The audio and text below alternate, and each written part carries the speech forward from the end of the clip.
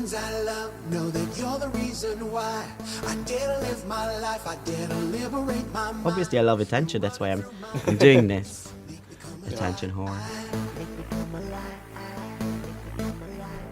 I think about the world like a dream. Oh yes, literally. We'd sniff poppers. We'd pass them around the audience, and then and they'd be absolutely fucked.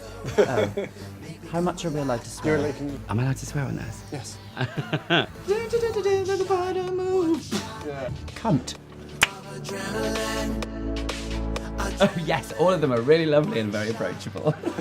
Mixing! Be quiet! Yes. Just edit this out.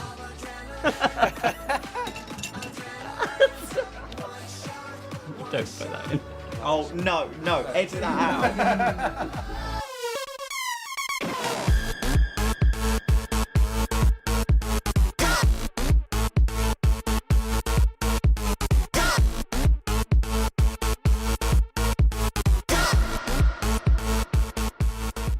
For the past year, I've been interested in the world of drag, and I've dabbled in drag a little bit myself, but I don't think I fully appreciate what it's like to do it as a job and what the scene really means to the people that have devoted their entire lives to it.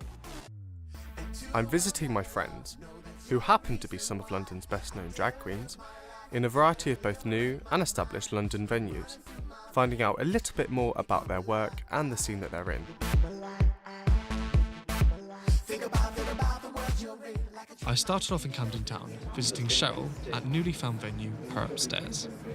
It's the umbrella of Her Upstairs. Everybody fits into it, which makes this venue so accessible. So somebody who's 80 could come here, someone who's 18 could come here and feel welcome. Yeah. And that's just the space that this venue's created. The way I describe me is I'm that girl that bitch that's on a world tour with 20,000 people sold out the O2 Arena, but I'm 100 people in Her Upstairs. I love dancey pop music. I've danced my entire life, and I have a degree in dance, so that's always going to be a fundamental of my work. I mean, it's hard to sustain 6 dancey numbers back to back. Yeah. It's like I finish Shut Up and Drive and they want me to do another one. I'm like, Yeah. I'm like, baby, you got the key, another death drop.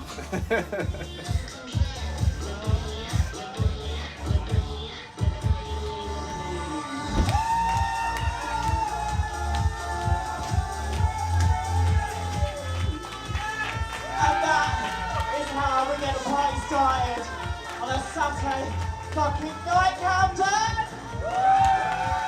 I was a drag performer once for like a really short, I couldn't even give you a time frame, but a really short period of time. Yeah. I tried it, and I was more gender fucked and messing around with everything instead of being specifically drag or like male or female. I was more of a club kid. That was sort of my vibe. Okay. But it didn't really have a gender to it, I suppose.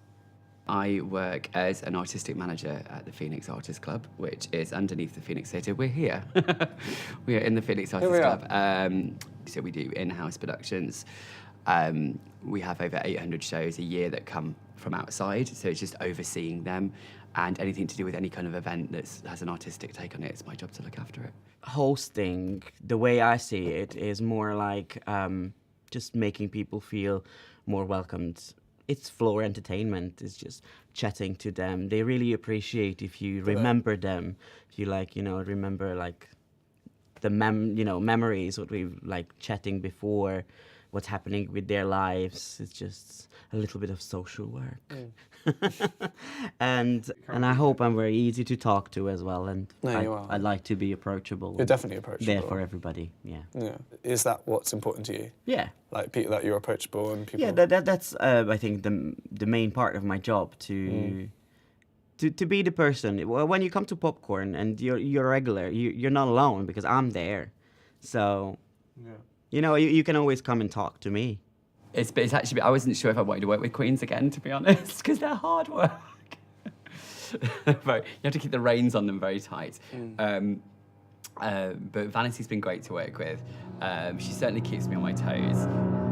Ladies and gentlemen, Please put your hands together for Vanity Van Gogh!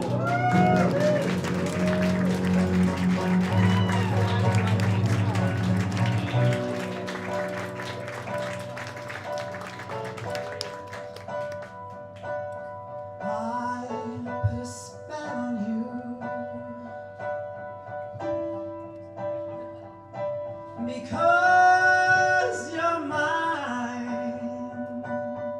As you probably already know, I am actually a global icon. And this show at the Phoenix Artists Club is an opportunity for the small folk, the little people, to come and share some time with a true megastar.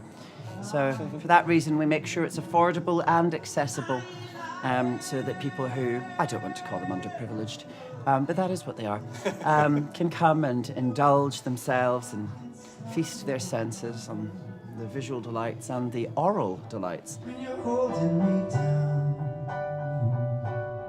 I put a spell on you. This is, I suppose, a job. It's almost a vocation, like the desire to perform and to create entertainment, to create moving moments, humorous moments, all of these things.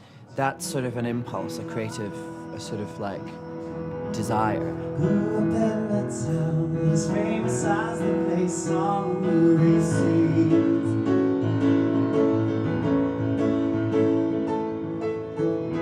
The minute you're on that stage is something else. So you could be in the shittiest mood, which I have been before.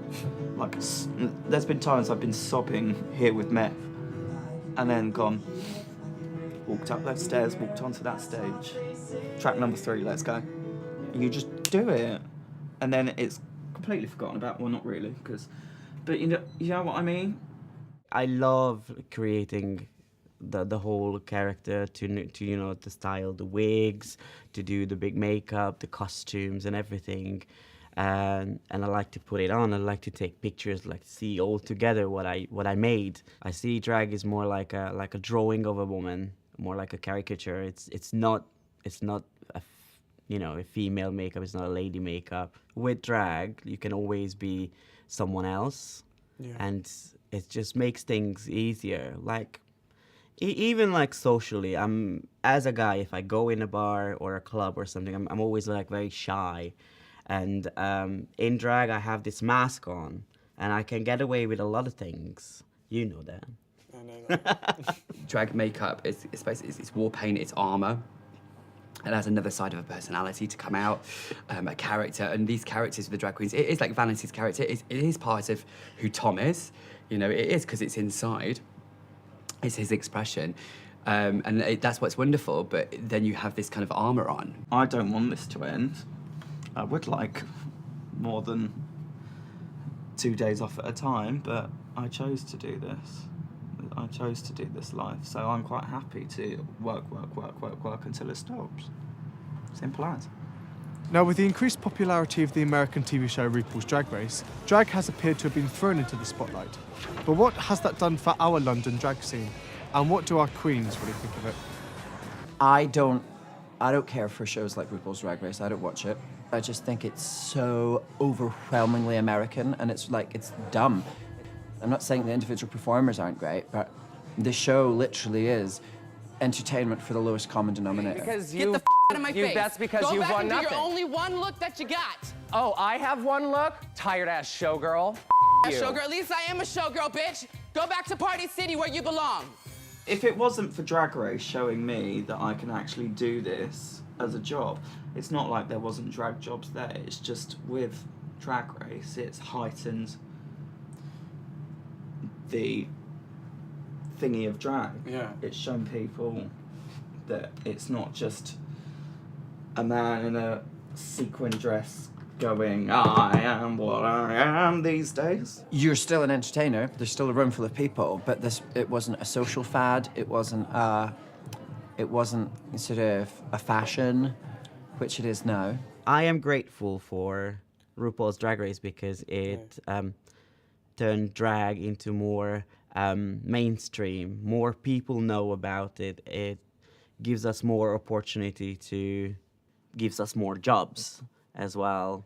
Obviously, Drag Race is really commercialised drag, definitely, and it's put it in the eyes of the world, and people that wouldn't really connect with it be like, oh, that's drag, and put it in a silly corner where now it is being appreciated as an art form, which it always has been, but now across the board it's being appreciated like that. So it will help it, but it will also hinder it at the same time.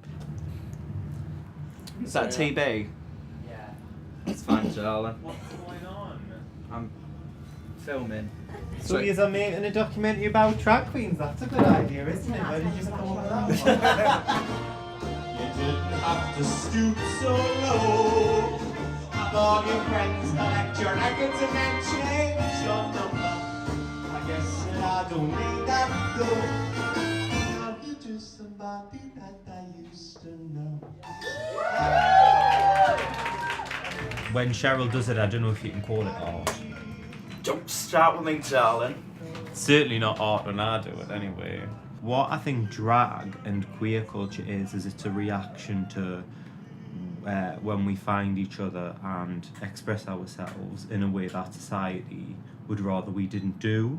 So really, like, drag is like a pent-up expression of, it's kind of, I think a lot of it starts off as anger and sort of a lot wanting to be appreciated for just kind of being who you are, even though ironically you tend to become someone completely different. There are a lot of people out there who doesn't really know anything about this whole thing and don't even know what's the difference between transgender, cross-dresser, drag queen. They fear it of the unknown, so it's lack of education. So going back to Drag Race, it's educated to a point.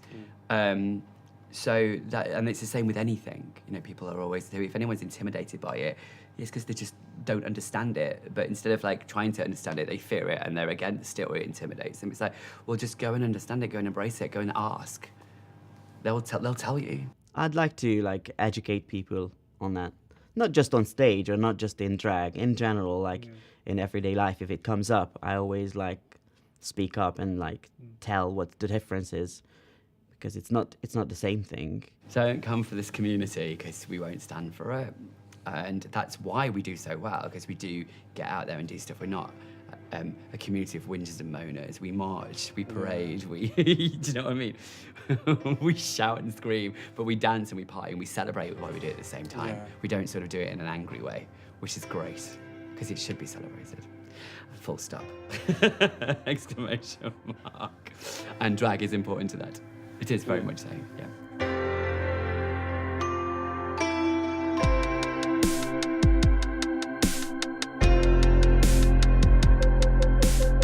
It is a part of me, and this part of me needs to be expressed, needs to come alive.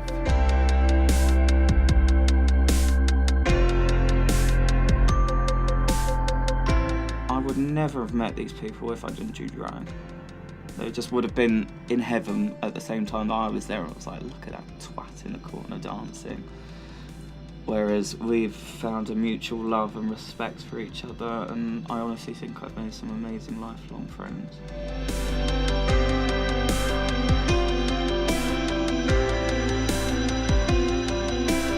Everyone in that room, you can really bring them together. It's kind of exciting. And I thought, well, let's do drag, because with drag I can do whatever I want, and the world's opened up to us because I've done it. 100%. Yeah.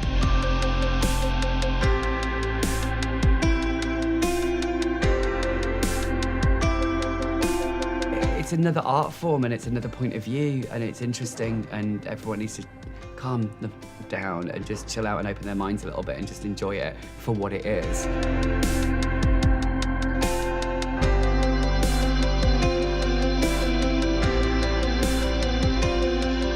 It's definitely made me have a newfound respect for drag.